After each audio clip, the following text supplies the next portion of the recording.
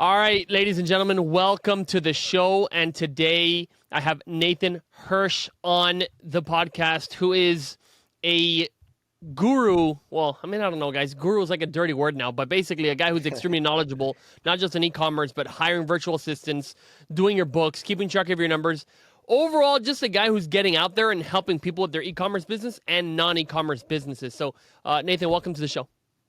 Yeah, thanks for having me. I don't know if I've ever been called a guru. I don't know how I feel about that, but I appreciate you having me Exactly. on. I know that's what I'm saying, man. I mean, I don't know. Isn't there that one show like I think the title's like "I am your guru"? It's like, come on. It's kind of cheesy and whatever, but at the end of the day, right? Dictionary definition. Oh, I believe it's just a person who's knowledgeable on something. So I mean, I don't know. We get so offended nowadays, right? So I don't know. People call me. I was actually kicked out of a group because I was a guru one time. Like I'm too guru-ish, but I'm like, okay, whatever, dude. I don't know. I don't have a beard and I'm not doing like yoga. I think those are the original gurus, something like that. Right, exactly. Anyway, dude, so I'll tell you something. I want to just start off with asking you about like why books, and I have my answer, right? Like why bookkeeping? Because in e-commerce, I was not doing a monthly P&L, and we did almost go bankrupt like about 2 years into the company simply because I had no idea what the hell I was doing. I had no software keeping track of books, and I almost went bankrupt. So anyway, I understand this is a very hot topic and very important for people to really understand, but why do you focus your entire business on this topic? Yeah, I mean, going back to my Amazon days, I mean, I was running a multi-million dollar Amazon business out of my college frat house when I was 20, and I had no idea what I was doing as an entrepreneur. And so I tried doing bookkeeping myself. That was a disaster. I had no idea what I was doing. I started hiring college kids to do my bookkeeping. That went just as poorly. Mm. Then I would dump the books on my CPA at the end of the year. Then I tried to hire a bookkeeper quarterly. And then finally I realized, hey, I need to be getting books every single month that actually make good decisions for my business. So one of the best decisions that Connor, my partner, and I ever made was hiring a bookkeeper from day one of FreeUp, before we were profitable, before we had that many clients. And every single Mm. month we would get a report that said how we were doing, what services were performing well, where our margins going up and down, and we would make good decisions to help us grow. And when we went to sell the company and pass due diligence, we had 4 years of immaculate books going back to day one. So that really helped us. And the real story is we sold FreeUp in 2019, November 2019. So the original plan was we were going to take a year off, travel the world. I didn't think I'd see my business partner. COVID hit a few months later, and we were kind of in a weird spot. We had nothing to work on and stuck at home like everyone else. So we started brainstorming different business ideas, and we like boring, unsexy businesses that apply to every business out there if possible. And we knew kind of what we went through with our Amazon business and how it helped us with FreeUp. So that kind of gave us the idea to start our own monthly bookkeeping service. Mm-hmm, mm-hmm. And what about your Amazon business? Is that you didn't sell that? That just kind of fizzled out slowly. I'm curious because I mean, you guys were selling quite a bit. You have, over tens of millions of dollars sold, and so how did that go? Because that's what my podcast is typically about that. And there's a lot of stories where people make a bunch of money and then they'll pivot. So how did that pivot occur for you? Yeah, so we were doing drop shipping before we even knew it was called drop shipping. It wasn't until years into the business Mm. that we even heard the word drop shipping. And this was back before a lot of retailers, a lot of manufacturers even knew what Amazon was. So we went to all these manufacturers and we said, hey, I got this other sales channel for you. I'm good at selling products on Amazon. All you got to do is keep my credit card on file, ship stuff where I tell you to ship it. I'll mark it up and make my margin. And that was a relationship Oh. that I built with hundreds of US manufacturers, including some big ones like Step 2, before they realized they could just go on Amazon themselves. So we sold $25 million over like a 7 year period, but we peaked out at about $5 million, $6 million a year. And at the beginning, we're like, oh, we're going to take down Amazon. We're going to be this next e-commerce giant. And then you start seeing algorithm changes and new sellers coming up and courses and all the stuff. So then you're kind of fluctuating. You have a year where you're doing 3 million, then 2, then back to 3. And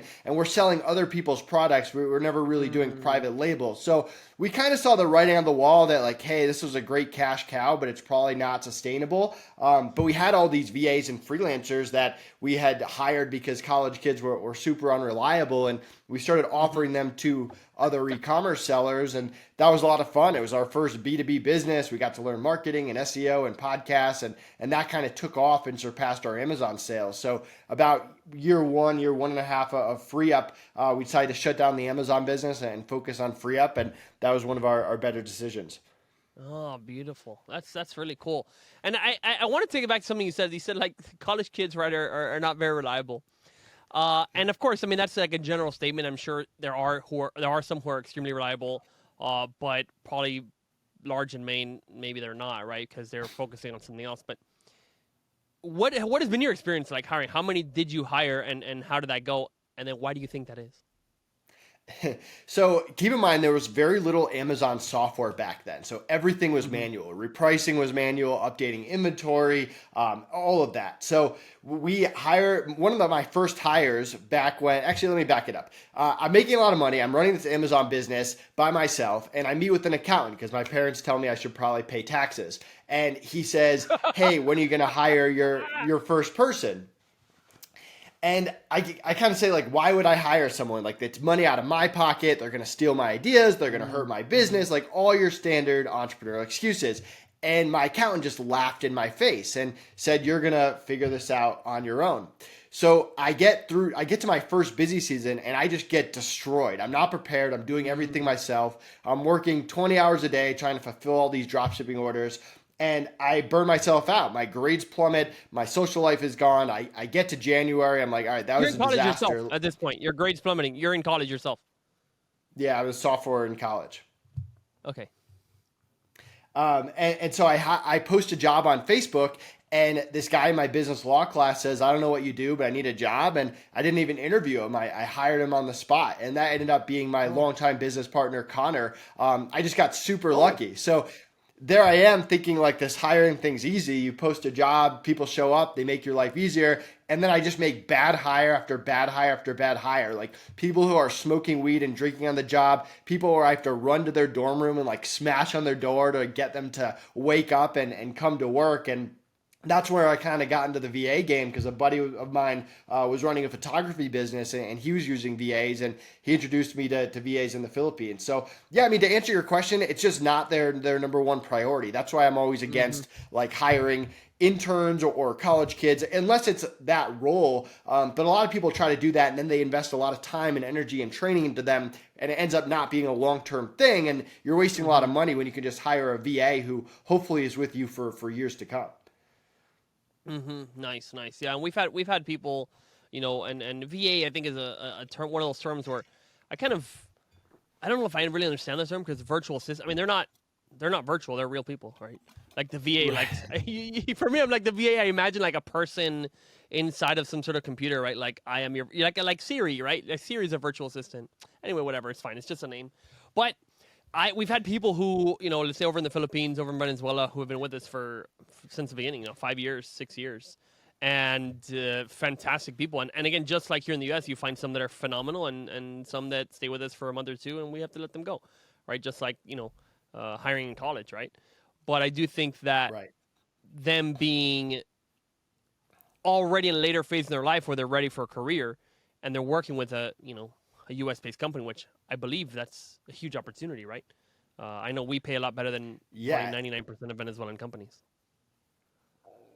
Absolutely. And our key is we get them to really buy into the company and love the company. And I mean, the people we hired in the first month of FreeUp were still with us till the end, and they're still with FreeUp now. I mean, we took care of them. We took $500,000 from the sale and gave it to our team in the Philippines and made sure their jobs are secure and all of that. But like, we look for really loyal people who, like, if we're going to invest time and energy into someone, we want them to be with us long term, and turnover just crushes businesses. So we want to become their favorite client. We want to create a win for them, a win for us, and hopefully keep them around for as long as humanly possible. Nice. And so, I know we're just talking about outsourcing here, but I heard this concept in this conference I was just at, which is the first time I'd heard of it. And maybe you teach something about this in outsourcing school.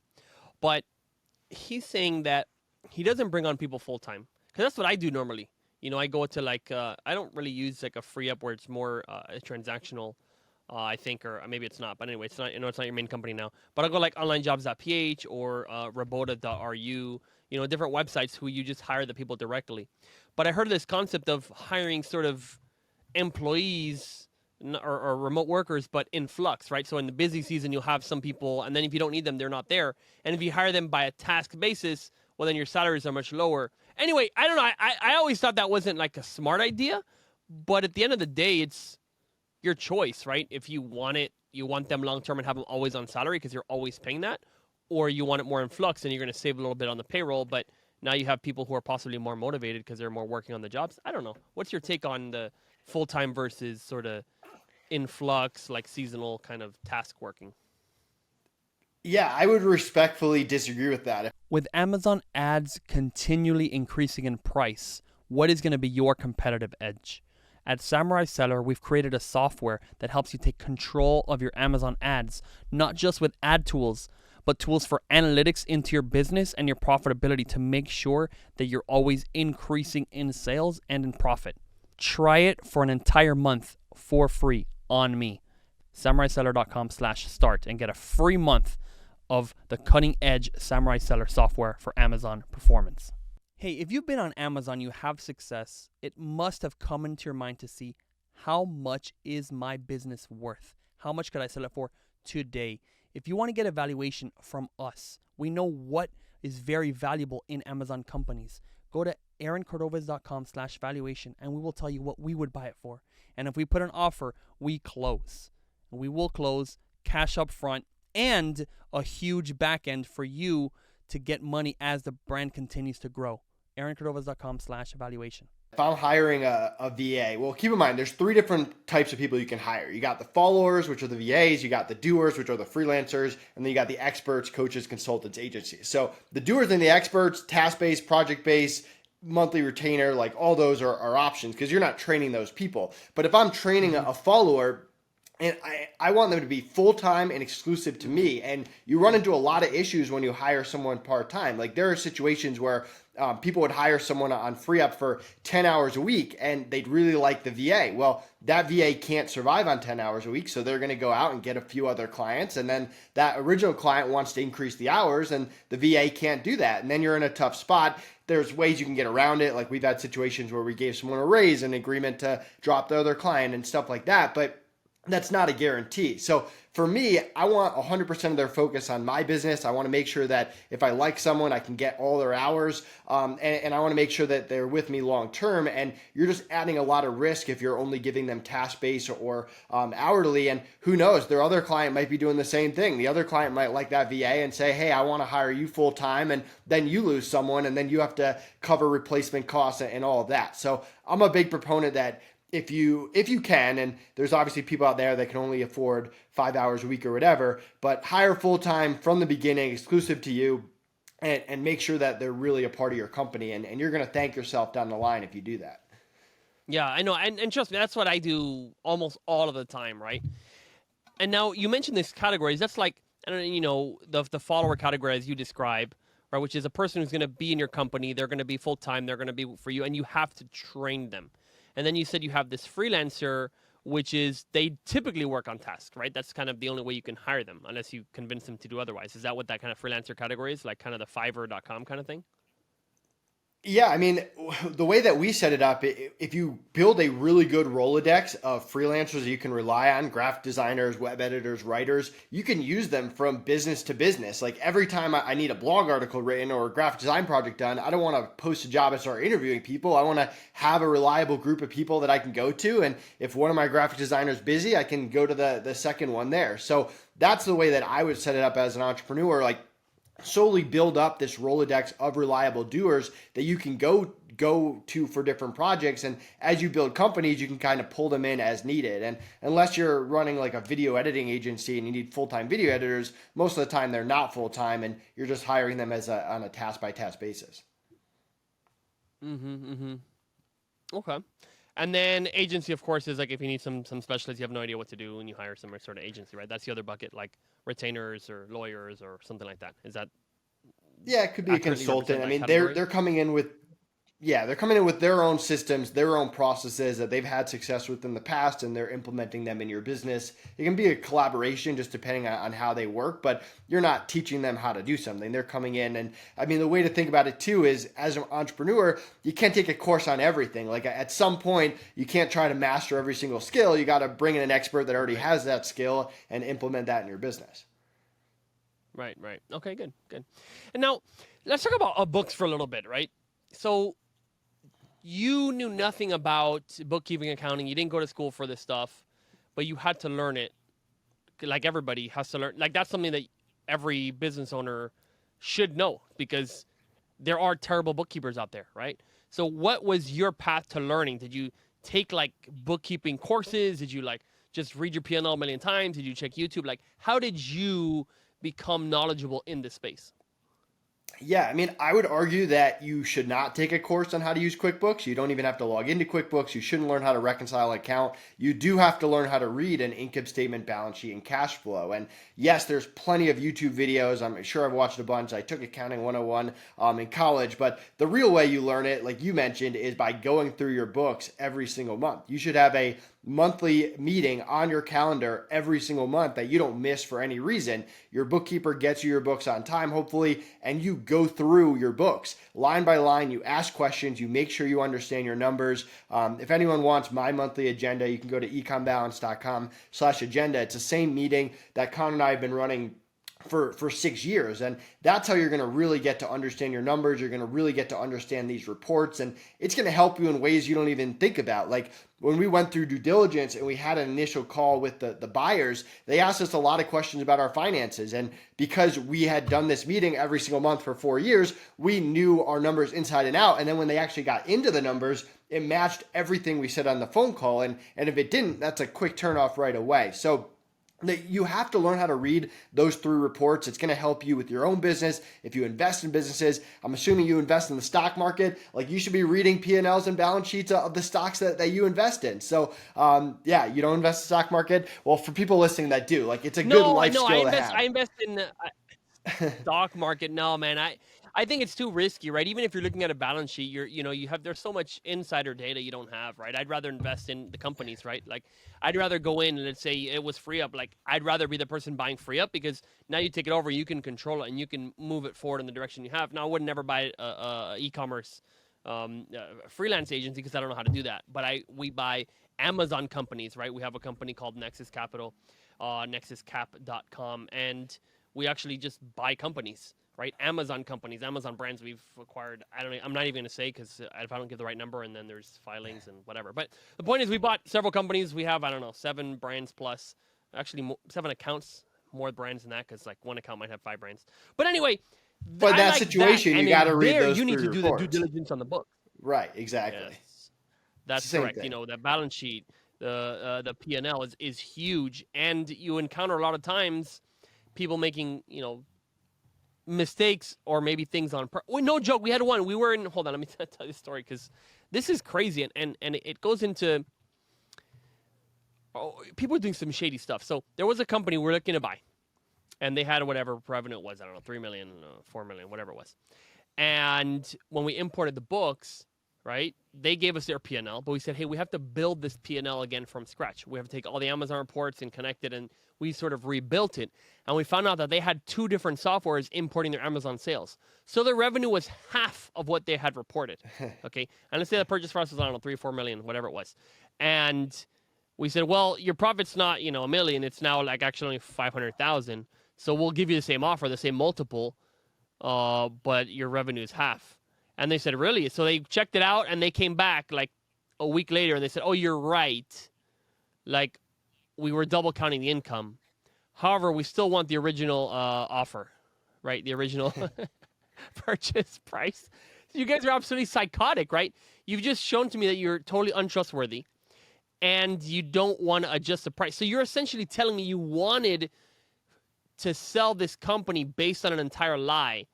And they're like, yeah, we still want the $4 million. We won't change it. I said, no, right. So anyway, we walked away from that deal.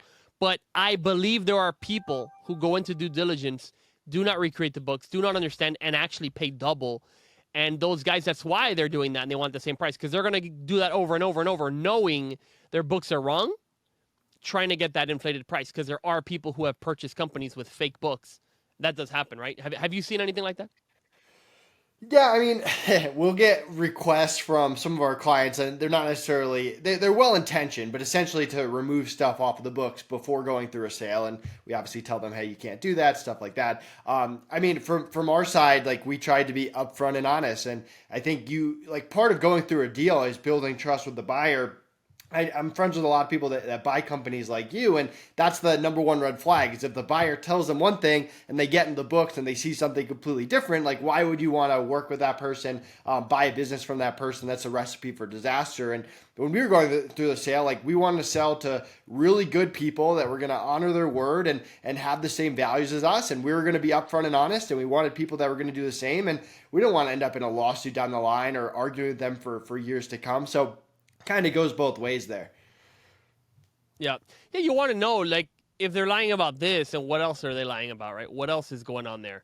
For sure, that's a pretty bad one. So, what about people taking, their own salaries? And let's talk about some of these things that people. I don't know if everybody understands it, to be honest. Actually, before we get that, how much do you think an average business owner, let's say, what's your average kind of client size? And how many people are you guys working with approximately, if you can't get into more? Yeah, we have over 100 clients. Most of them are in that 500,000 to 3 million mark. We've got some people smaller, usually the veteran entrepreneurs who, like me, know, hey, when you start a business, you hire a bookkeeper from day one just because it's a necessary business expense. And then we've got some 8-figure people as well. But I would say normally they're in that 500,000 to 3 million. And okay. Just so we're on the same page, I am not a bookkeeper. I'm not a CPA. I don't pretend to be one. We have a great bookkeeping team that handles it. I'm an entrepreneur. I build businesses that support other entrepreneurs. So if we're going to dive into like specific tax questions or like bookkeeping questions, I'm probably not the one to answer them. No advice. No tax advice. No, but what have you seen? And you're probably talking to the clients, right, on that marketing side or the closing of the deals. Like, what do you see as the biggest downfall of people with their books, with their finances, right? What is the thing that they're missing? That you've seen, like the number one thing, let's say, hey, someone's listening to this at a $500,000 $1 million revenue, and you're like, hey, you need to do bookkeeping because you're going to find out this thing, or you're making this mistake. What are those big errors? Yeah, I got a few of them. But also keep in mind, it's not like I'm reviewing our clients' books. Like usually I never look at our clients' books. I'm just the one running the company. But I mean, the biggest thing with e-commerce, when you're connecting from like QuickBooks to Amazon, you need that connecting tool like A2X, Connect Books, Like My Books, stuff like that. Because a lot of bookkeepers that don't understand e-commerce, they'll just take the net that's deposited into the client's bank account and put that as a top line of the income statement, which is obviously incorrect. You've got different Amazon fees, refunds, returns, stuff like that in the breakdown. So that's one thing. I think a lot of people don't segment their books correctly. They might be selling 5 products and 2 of them are unprofitable and they have no idea because it's all lumped together in one thing. So that's a big thing we try to preach to our clients. Make sure you know how you're doing on Shopify compared to Amazon. Like you'll get people who are selling on Amazon Europe and they're wasting a lot of time and energy and making barely any money on it, but they have no idea and they're just doing it because someone told them they should probably be selling on Amazon Europe. So making sure that they're focusing their time in the right place. And then cash flow is king. Like there's a lot of e-commerce companies that go out of business, not because they're unprofitable, just because they run out of cash. So making sure that you're not just the entrepreneur that's looking at the P&L, but you're looking at the balance sheet and the cash flow statement as well. To me, that's key. And I think a lot of e-commerce people overlook that. And how do you, so we do, by the way, for our cash flow, I don't do the cash flow in QuickBooks. We have like an Excel sheet. Actually, I have a download, AaronCordovez.com / what is it? It's like, I don't know, I forgot, like a download, cash flow maybe. I'll just say it's cash flow. So in this grid, we have it like bi-weekly, every time there's a deposit, and we have that deposit come in, and we have all our expenses, and we import our the bank statement and all the expenses, and they get categorized. And it's all done in Excel, and now manually. Now, realistically, I've thought about checking some software someplace, but I don't think QuickBooks does that very well, and to see where your cash is going to be in a certain point in the future. Do you guys know, like, do you do something like that yourself, some sort of cash flow report? How do you control this, or you don't really have a good No, solution? I mean, we don't do, we only do monthly bookkeeping, charge you on the 1st, books by the 15th, income statement, balance sheet, cash flow. When it gets into forecasting, whether it's forecasting cash, forecasting sales, there's a lot of like fractional CFO services that do that. That's where it kind of bleeds into, and that's what you recommend. I mean, you can, depending on the size of your business, you might be able to do it on Excel. I have some clients who have some pretty easy formulas that project out cash 15, 16 weeks, stuff like that. And as you get bigger and the more places you sell on, it becomes harder to do. So, I mean, there are services out there. I don't know any like tools off the top of my head that necessarily do it. But for the most part, like people are hiring those fractional or outsourced CFOs to project stuff into the future. Okay, good. So fine, but monthly bookkeeping. So, I mean, I like the topic and margins. What about margins? Look, one of my most I guess seen posts of all time was when I went into an example of an Amazon business. And I said, listen, the margins, you're doing everything. You're down to, let's say, 7.5% profit, which on the other day I talked to a top 100 seller, and their margin is more like 6%, 5%. There could be very low, right? And the high margins, high considering, let's say, 20%, 25%, they're very, very far and few in between from what I've seen. What have you seen in terms of margins? Again, I know you're not looking in the books, right? Maybe you have no idea and you can't answer the question. I should not ask more book questions. If you don't have the answer to this, I will stop asking books questions. But what do you see this typical margin is for an Amazon private label seller? No, I mean, you're right. Like back when I was selling, we were hitting 20, 25% margins and it was incredible. I think that's pretty rare. I think you do have those people that are in the 6 to 10. I think the people who do it right and are really on top of it are on that 10 to 15. But the one thing that I think every seller should be doing is you should be comparing this month to last month and this month to the same month last year with your margins. Like you want to be seeing trends. Like, are you going the right direction or the wrong direction? And if you're going in the wrong direction, you need to go line by line. And it could be more on like the actual selling product side, like your shipping, your inventory, stuff like that. And there's other ways, just overall margin, like, do you really need to increase payroll? Can you automate anything there? Do you have software expenses that you can pay yearly and save money on or cut in general? Like those are the kinds of decisions you should be making at the monthly agenda. But I mean, margins is one thing that with FreeUp, we were super on top of. If we had a month where margins were going in the wrong direction, we're creating a plan, we're making tweaks, we're making adjustments. And it's the same thing for sellers. Nice. Brilliant. And that's what I've seen again too. 10 to 15, you're pretty golden. And honestly, in business, that's considered high margin. Like for an e-commerce business. Yeah. Well, restaurants too. It depends on the industry. Yeah. It depends on the industry, but like typically that's not bad. 15%. I mean, I don't know if you've seen, you talked about the stock market and public reports, but you see companies again like Macy's, and I think they had a bankruptcy, right? But they had, first quarter, second quarter, third quarter were like between 1% and 1% negative. And then in the fourth quarter, they made like 3%. And that was their year. Man, that is some scary stuff. Oh, yeah. But a lot of companies operate that way, or in these single digit margins. And I go, listen, if you're at 15% in Amazon, like you are so strong. And anyway, like you said, what's the trend going? And hey, I'd rather have a 10% margin business at 200 million than a 30% margin business at 5 million. You know what I mean? So you can't pay your bills with a percent margin. That's what I always tell people too. Is like stop being so like short-sighted and know that if you're growing, you have a margin that you're not. Your cash flow is under control. You're fine, right? And then if you want to control it, like you said, do it. But at the same time, 9% at a bigger business is better than 10% in a smaller business. I mean, that's another thing that I always look at is, are you growing and segmentation or are you shrinking, too, not just like in percentage? your Shopify compared to Amazon, stuff like that. Yes. That is yeah, true. and like products, like you might have one product where you have a great margin and one product where you don't. So those are all just things to consider. Sorry, didn't mean to cut you off. Keep going. No, yeah, absolutely. Yeah, and discontinuing. Man, you know what I hate about liquidation discontinuing? If you have product that's taking up storage and you sell it, right, to save money in the future, it hits your books, right, and you have a loss, and it looks like you did bad that month, but you just had to liquidate stuff. You kind of have these sitting unrealized losses. I think that's the term for it. But it really sucks. What we made a sale just last week, and it was, I don't know, 40,000, 50,000. and it was like negative $20,000 profit because we had to move product that we had never sold, and that's going to make this month look like, less profitable than other months when that was always sitting there. It's not like we actually did anything this month. That's been a loss for the last 4 months. Now it's actually good for the company, but it's showing out as a loss because that's when we sold it, And so I think there's a lot of these unrealized losses in e-commerce where you have dead products, you have dead things, and you have to swallow that, bite the bullet, and take the loss. But do you have any sort of recommendations in terms of doing that in a smart way?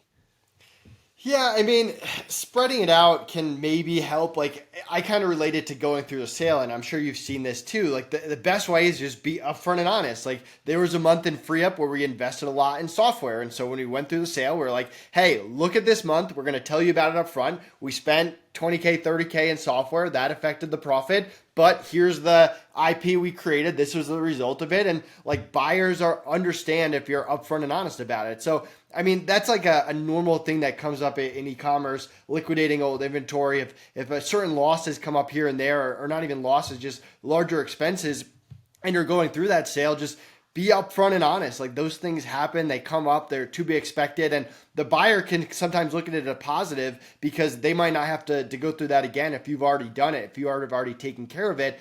It's almost like conferences. Like, we had I used to go to a lot of conferences. Now I'm retired from conferences. But during Free Up, like, we had all these conference expenses, and like, the new buyers didn't have to keep those expenses. Like, they could market in a different way that didn't involve conferences. So there's certain ways that you can kind of tweak those. Those are all add backs. You put those as add backs, and there was, yeah.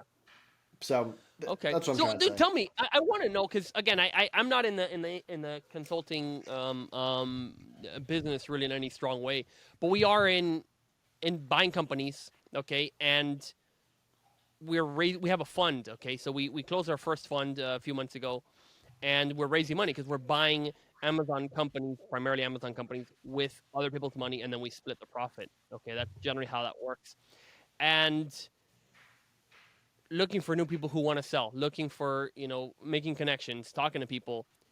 How is conferences? I mean, you're retired from conferences now, but you went to a lot of them. How have they affected your business growth, your mindset, your connections? Like, talk to me about why you retired from them. Weren't they so successful for you? Yeah, conferences are great. I know, like, going to conferences was a big part of growing Free Up. Me personally, I'm kind of at the point in my life where I only want to run businesses if they don't require me to go anywhere or like do anything like that. So that's kind of just my personal take on it. Like, I hustled for 4 years. It was totally worth it. It was life-changing. Conferences, my cheat sheet for conferences as a service provider is I stopped about 2 years into Free Up. I stopped sponsoring the booths, and the one thing to keep in mind is I ran a completely remote business. So if someone was sitting at the booth, it was me, which was the most fun thing in the world. But what I would do instead is sponsor the VIP dinners and stuff afterwards. So I'd attend the conference, meet people, sponsor the VIP party. All the people that I wanted to talk to were at that party. My name was on the party. My company name was on the party. And then I would co-sponsor it with other service providers, so we'd kind of get their list and their network as well. So that was not only cheaper than the booths, but I also didn't have to sit at the booths for days, and I got to meet all the people at my sponsored party anyway. So that was kind of my cheat sheet. If anyone wants to steal it, go for it. But yeah, I met a lot of great people there, and it's always good just connecting with people in the industry. And I'm assuming, you had fun. Did you have fun going to those things? Or not Yeah, so much? I did. I want to run businesses that don't require me. Like, I'm happy to go on podcasts for 30 minutes a day. I'm happy to do strategic meetings and build a company, a team, and slowly fizzle my way out of it. But if the way that I get customers is going and traveling across the world and networking, like, that's not a sustainable channel. The second that I have to turn that off, customers stop coming in. So I want to build marketing channels that don't require Nathan Hirsch being in certain places at certain times. Okay. And what's your ultimate goal with business? I mean, look, you have millions of dollars, right? You hear people saying all the time, "Oh, if I had that much money, like, I'd retire and I'd do nothing and sit on the beach." Like, what is driving you to continue pushing in the business and going on all these podcasts? I saw your list; it was massive. I mean, I don't know if I've ever spoken to somebody who's been on more podcasts than you. Like, you are hustling. why the hell are you hustling? Yeah, I would argue that I'm not hustling. I don't go as many podcasts as I used to. Like before, I was going on like 3 to 5 a day back in the free up days. Now I do like 1 or 2 a week, which isn't that big of a deal. Yeah, I mean, we want to build a portfolio of companies. Like people say, oh, you're just gonna like flip EcomBalance, AccountsBalance. Like I went through one exit. I don't know if I'm just like known for selling companies, but we want to build a portfolio of companies that help people that run without us. And we have Outsource School, we have EcomBalance, we have AccountsBalance. We have a few ideas for other ones to either start or buy, and we just want to continue building a really good portfolio. And I mean, I don't know if I'll ever just do nothing and sit on the beach. Like that doesn't seem much fun. Like I pretty much have time freedom. Like I can do whatever I want, whenever I want. Like my sister's wedding's coming up. My cousins are visiting. My wife's brother's coming in. Like I'm pretty much off for the next 2 to 3 weeks. So I'm able to kind of do that. But I like growing businesses. It's fun. I love being able to help people and being able to try different things. And some of them work and some of them don't. And you kind of learn from it. So I want to build a business where I don't have to work weekends. I don't have to work nights. I can cancel things when I don't want to do them. I can say no to a lot of stuff, but still kind of build this portfolio that Connor and I want to have. So nice. Okay. So let me say lifestyle business, right? You do it on your own terms. So you're basically, it seems like you're almost semi-retired then. So you're saying, hey, you're specifically saying, I'm not in hustle mode. I did the hustle mode. You're done. Do you think you're gonna ever go back to that hustle mode sometime? I mean, you're young. You're super young. You're not even 30 yet, right? You're like in your 20s. I know I'm 34, but thanks for the compliment. 34. Okay. Well, yeah.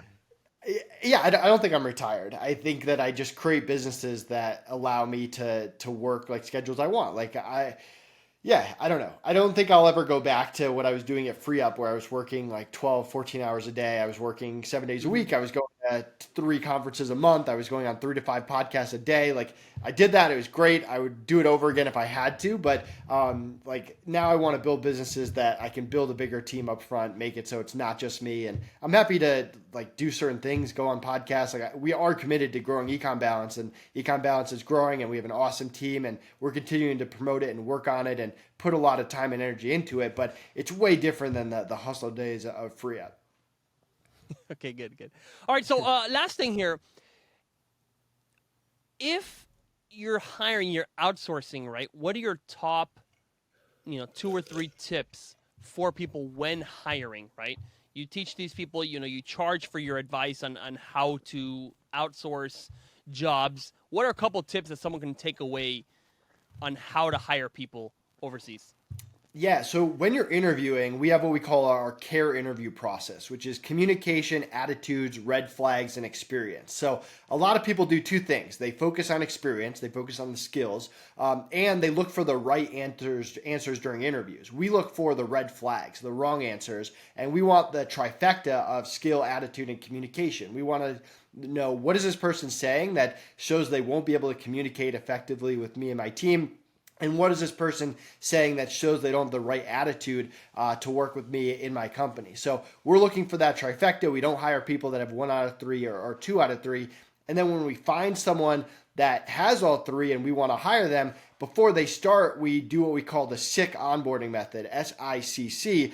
And that's schedule, issues, communication, and culture. And we'll sit down with them for 20 to 30 minutes and really set expectations. What are you going to do if you have a power outage? Do you have a backup power outage? Do you have backup internet? Do you have anything in your personal life that's going to interfere with work? Because we don't work with people that one thing happens in their personal life and they can't work for 1 or 2 months. How do they use email? How do they use Slack? What's expected them for phone calls? We want them to know what they're getting into, and we want them to back out if it's not a good fit. We'd much rather they back out than us invest 2 to 3 months into training them only for them to realize the schedule doesn't really work for them or whatever it is. So that's kind of my key that I think will help a lot of entrepreneurs. Obviously, if you want our exact interview questions and stuff, you can go to Outsource School, but make sure you focus on communication, attitude, and experience, and make sure you spend time setting expectations with them before they actually start. Mm-hmm. And what are these red flags? Like, I mean, of course, some people, it's maybe common sense what a red flag would be, but what are red flags that you've come across even potentially often that you stay away from? Yeah. So let's say that your business is mostly on Slack. You're not doing a lot of Zoom calls. You're not doing a lot of phone calls with your VAs. I recommend that you do a Slack interview so you can see how they actually handle Slack. And if you're asking a question on Slack and they're taking 5 to 8 minutes to respond to every question, well, guess what? When you get into a meeting, they're going to take a long time to respond to everything, and it's going to take forever to go back and forth. If you can't understand what they're saying, if they're not understanding your questions, if they're not answering your questions directly, that's all under the communication category. But that's just one example of a red flag that would stick out if you know how your company communicates, and during the interview, they're not displaying that they can communicate in the way that you want. So how do you do Slack interview? This is the first time I heard about this. So you invite them to your Slack or a test Slack or something, and then you Yep. say, "Hey, we're gonna have an interview here." Is that like before they've accepted an offer? Yes, I mean that's if the role is Slack only. Like if you're hiring someone for a phone call role, you better do the interview via phone call and make sure they're good on phone calls. But I mean, a lot of people, you're 95% of the time you're talking to the VA on Slack. So you better like don't do a Zoom interview, do a Slack interview. Make sure that they can respond on time on Slack and communicate and speak English and all that stuff in the way that you're going But to I'm trying to communicate find out them how the you most. do it though. How do you do it? Yeah. You just tell them, "Hey, log into my Slack. Here's the invite. Yeah, you send them an invite. I'm gonna ask you questions." Yeah, we set the And then you expectation up front. Say, hey, this is going to be a 45-minute interview. I'm going to send you answers on Slack. I expect fast responses, and let's do it. And then you go from there, and you go back and forth. In Outsource School, we actually have videos of us interviewing VAs on Slack, and it's a very effective process, and it avoids a lot of the you got to remember, a lot of VAs aren't comfortable on Zoom. They're not comfortable on phone calls. So you could miss out on a really great VA who's perfect for what you need and is going to be great on Slack because you put them on a Zoom call, which has nothing to do with their actual job. Wow, interesting. Well, that's great great info. All right, and so Nathan, if someone wants to hear more about you, right, where should they go? Where do they find out if they want to learn more about outsourcing or they want to handle their books for e-commerce or not e-commerce? Where are they going to find you? Yeah, so first of all, connect with me on LinkedIn, Nathan Hirsch. Feel free to shoot me a message. Love connecting with other entrepreneurs. You can go to EcomBalance, get 2 months free of bookkeeping if you mention this podcast. Go to Outsource School. You can actually schedule an appointment with my all-star VA. She'll hook you up there. You can mention this podcast for a 30% discount. So yeah, appreciate you having me on, and I'm sure we'll be in touch. Awesome, brother. Good having you, man. Peace.